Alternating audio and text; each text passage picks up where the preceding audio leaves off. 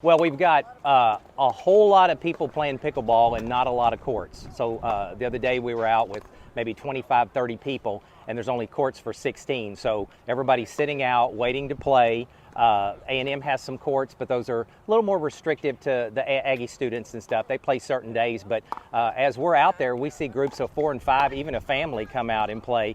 And you know, there's 4 courts where we play most of the time. That's 16 people that can play, and people are having to wait. And so everybody needs more courts, and so hopefully this will help get some more. I hope it structures it more, gives us more places to play, that maybe we can bring some tournaments in and some big names come in to help offer classes and clinics.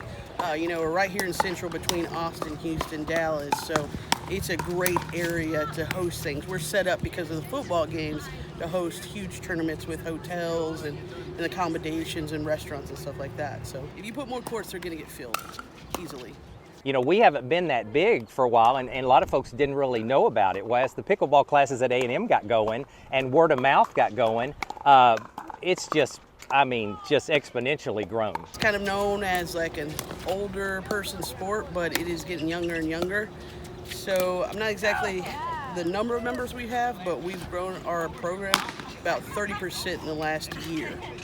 Especially coming out of COVID, it has just grown immensely.